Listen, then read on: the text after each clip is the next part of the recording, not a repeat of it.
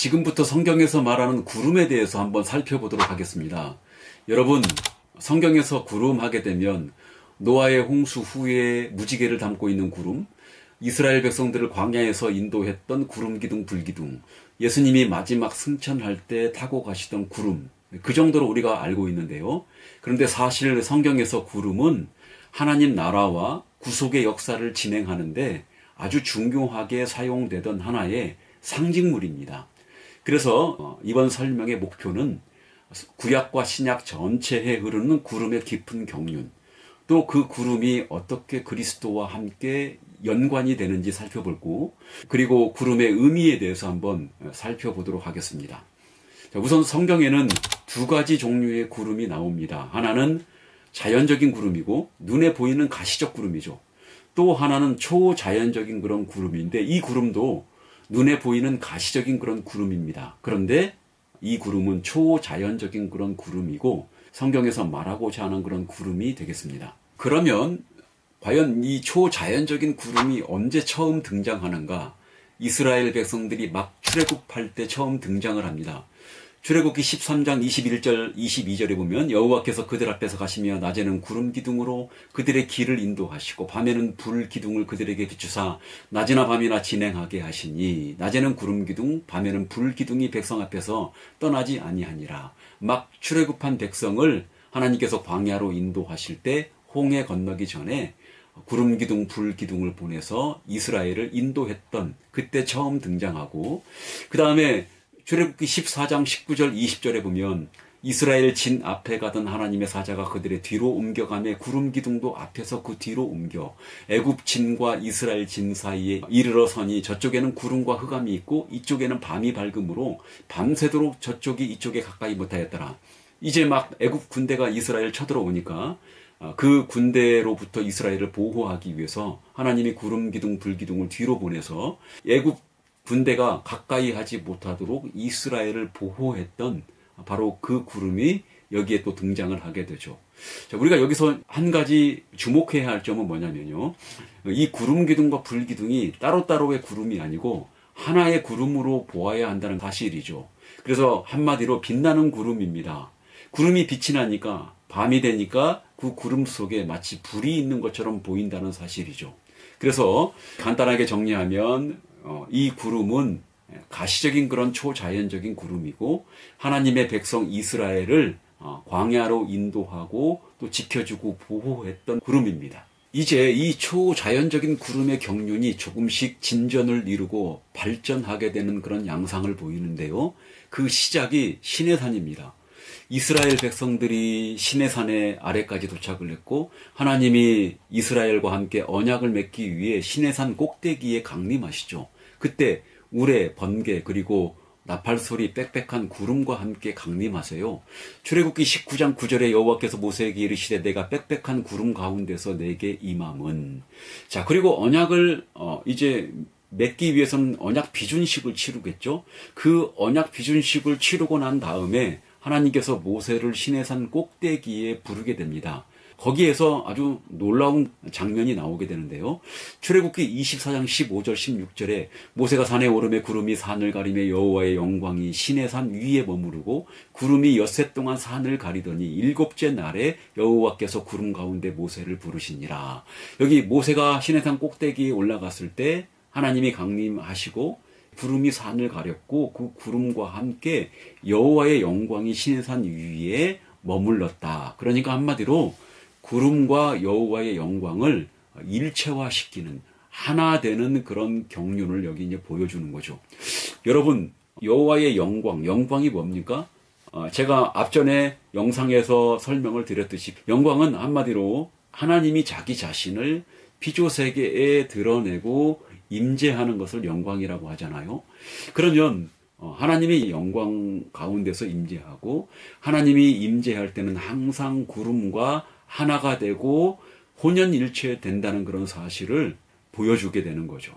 자, 그 다음에 하나님이 자기 백성과 언약을 맺었으니까 결혼한 것과 같고 하나님이 함께 거하셔야 되잖아요. 그래서 하나님의 집인 성막, 회막 증거막이라고도 부르는데 성막 짓는 것을 명령을 하셨고 모세가 성막을 다 짓고 난 다음에 이렇게 묘사를 합니다. 출애굽기 40장 34절 35절에 구름이 회막에 덮이고 여호와의 영광이 성막에 충만하며 모세가 회막에 들어갈 수 없었으니 이는 구름이 회막 위에 덮이고 여호와의 영광이 성막에 충만함이었으며 하나님이 성막에 드디어 임재하고 들어가실 때 그 성막에 구름이 가득하고 하나님의 영광이 성막에 충만했다. 곧 그 구름과 하나님의 영광을 일체화시킨 사실을 볼 수가 있는 것이죠.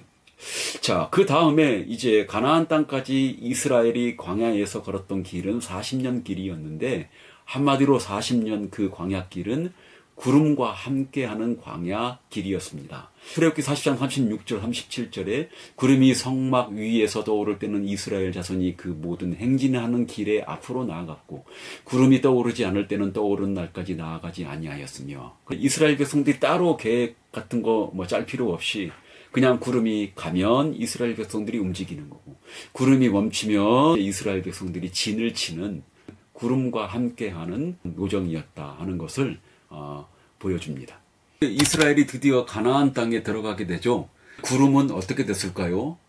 구름이 이제 사라진 것처럼 보입니다. 그런데 사라진 것이 아니고 솔로몬이 성전을 다 완공하고 난 다음에 다시 구름이 등장을 하게 됩니다. 솔로몬의 성전 규모가 아주 크기 때문에 법궤 빼고는 대부분의 성전 기물들을 새로 만들게 되는데 솔로몬이 성전을 다 짓고 난 다음에 또 이 구름이 여호와의 영광과 함께 등장을 합니다.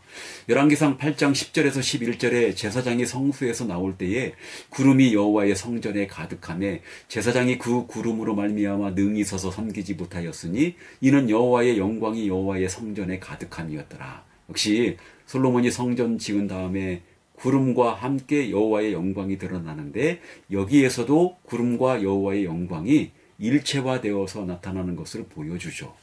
자, 아주 슬픈 일이 발생을 하게 됩니다. 무슨 일이냐면 이 여호와의 영광이 구름이 드디어 성전으로부터 떠나는 그런 일이 발생을 하죠. 에스겔 선지자를 통해서 그것을 보여주는데 에스겔 선지자는 주전 587년 남유다가 바벨론에 의해서 망하기 전에 2차 포로 때 다니엘과 함께 잡혀갔던 그런 사람이 에스겔이고 20살 때 끌려갔고 30살 때 하나님으로부터 부름받고 환상을 보게 되는데 에스겔서 1장 4절에 내가 보니 북쪽에서부터 폭풍과 큰 구름이 오는데 그 속에서 불이 번쩍번쩍하여 빛이 그 사방에 비치며 그 불 가운데 단쇠 같은 것이 나타나 보이고 에스겔서 1장 28절에 그 사방 광채의 모양은 비 오는 날 구름에 있는 무지개 같은 이는 여호와의 영광의 형상의 모양이라 내가 보고 엎드려 말씀하시는 이의 음성을 들으니라. 여기 에스겔이 환상을 봤는데 무슨 모습이냐면 큰 구름이 있고 불이 빛나고 네 생물이 나오고 바퀴와 마차가 있고 네 생물이 이 바퀴와 마차를 이끌고 머리 위에 궁창의 형상과 보좌가 있고 광채는 구름 속에 무지개 같고 그래서 이 에스겔이 본 전체적인 그런 환상은 전부 구름이 주도하고 있고 역시 구름과 여호와의 영광이 일체화되어서 그렇게 나타납니다. 그런데 이 모습은 기쁜 모습이 아니고 아주 슬픈 모습이고 세 단계로 걸쳐서 하나님의 영광이 이제 성전으로부터 떠나는 그런 모습을 보여주죠. 여호와의 영광이 세 단계로 떠나는데 여호와의 영광이 성전의 지성소에서부터 문지방에 이르고 그리고 문지방에서부터 입구인 동문에까지 이르고 그리고 입구인 동문에서부터 멀리 동쪽 산 감난산 쪽으로 여호와의 영광이 최종적으로 떠나는 세 단계로 떠남을 보여주죠. 자, 그런데 이렇게 슬픈 것으로만 에스겔이 끝나지 않고 나중에 희망을 보여주는데 에스겔서 40장 48장이 다시 성전 재건되는 그런 이야기거든요. 그때 성전이 다시 지어지고 여호와의 영광이 돌아오게 되죠. 자, 여러분, 그러면 지금부터 가장 중요한 도대체 이 여호와의 영광과 하나가 된 일체가 된 이 구름은 과연 뭘 의미하고 무엇을 상징할까요?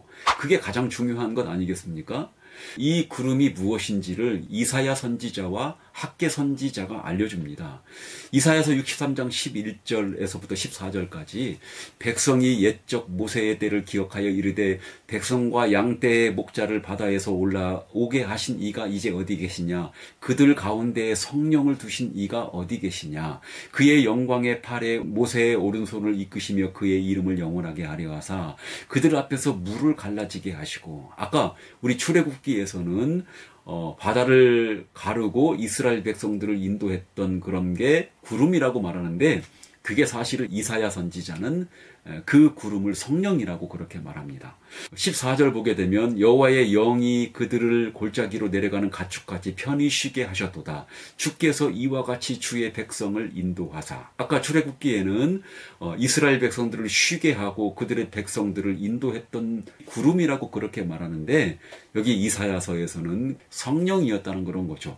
우리 학개서 2장 5절에 너희가 애굽에서 나올 때에 내가 너희와 언약한 말과 나의 영이 계속하여 너희 가운데서 머물러 있나니, 이스라엘 백성과 하나님이 언약을 맺을 때 구름이 함께 했잖아요. 구름 속에서 우리 모세를 부르시고 했는데 그때 그 구름이 바로 성령이었다고 그렇게 말하는 거죠. 자, 그렇다면 구약 경륜에 대한 총결론으로서 구름은 과연 무엇을 의미할까요? 여러분, 구름은 성령의 임재를 가시적으로 보여주는 하나의 상징물이죠. 따라서 광야에서 이스라엘을 인도하고 보호했던 구름은 성령께서 이스라엘을 인도하고 보호했다는 그런 의미가 되죠. 또 그 다음에 구름의 경륜이 발전을 해서 구름과 여호와의 영광이 혼연일체되고 하나 되는 그런 일은, 일단 하나님의 영광은 하나님의 임재를 의미하는 것이기 때문에 성부 하나님과 성령 하나님의 임재와 연합을 보여주고, 또 더 넓게는 성자 예수님도 아버지 하나님의 영광의 본체이기 때문에 삼위일체 하나님의 임재와 연합을 보여준다고 해도 무리한 해석이 아닐 것입니다. 따라서 여러분, 시내산에서 임했던 그 구름과 여호와의 영광, 그 다음에 성막과 성전 완공한 다음에 임했던 구름과 여호와의 영광, 또 이스라엘 백성들이 죄를 짓고 성전에서 떠났던 구름과 여호와의 영광도 모두 여기 이 삼위일체 하나님과 관련해서 해석을 해도 큰 무리가 없을 것입니다.